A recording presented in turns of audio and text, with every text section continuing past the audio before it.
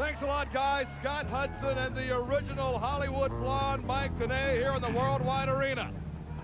You know, I just love that. It's not like I don't have enough nicknames with Iron Mike, with the Professor, and now each and every week, matter of fact, each and every program now, you're hanging another moniker on me. Oh, you're just jealous because somebody copyrighted the Russian bear before you got to it. El Dandy. You're going to have heat with Ivan Koloff. Who doesn't? El Dandy in the ring here on Worldwide. The luchador to face, well, not a luchador, second-generation competitor, former quarterback of the Louisville Cardinals, the big 6'5" Erik Watts to be the opponent for El Dandy here on Worldwide. Scott Hudson, have you ever looked up contrast in styles in the dictionary? You know, I have not. And if you did, you would see pictures of El Dandy and Erik Watts. Wow. You got a real detail-oriented dictionary up there at Casa de Tenay, I think. Two totally divergent offensive attacks from these two men. You take a look at their size. Erik Watts, 6'5", 250 pounds. He's going to rely on a little bit more of a power and straight game, more back to the basics, the elementary moves of American professional wrestling. His opponent, El Dandy, some would classify him as a cruiserweight. He is a luchador. He is from south of the border, and he brings that Mexican style of lucha libre to world championship wrestling, as well as a very, very volatile right hand. No question about it.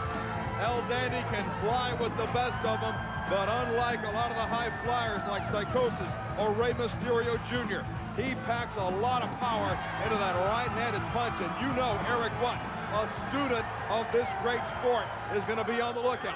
When El Dandy cocks that right hand back, Erik Watts is going to duck out and run for cover, and I don't blame him. The other real contrast when you look at the backgrounds of these two wrestlers is that experience factor. Yes, Erik Watts has been involved in professional wrestling for years, but really it's just been as of late that Erik Watts has been getting back into a regular schedule competing in the ring. El Dandy, on the other hand, has been wrestling regularly in Mexico for well over a decade and has been involved in many high-profile championship matches south of the border. And he has made a name for himself here in World Championship Wrestling since the Lucha invasion of 2 years ago. Kick right in the gut by Erik Watts. Forearm to the jaw of Dandy. Drops it.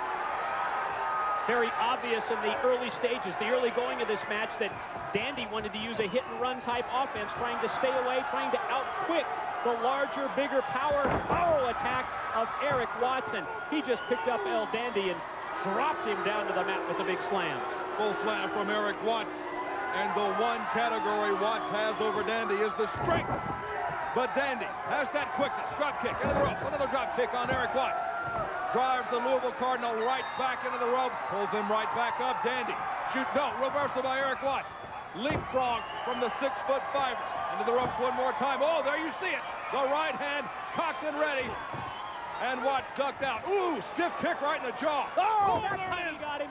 He finally unleashed it. Erik Watts avoided it the first time that Dandy cocked the right hand, but not the second. Took him down. Look out from the top.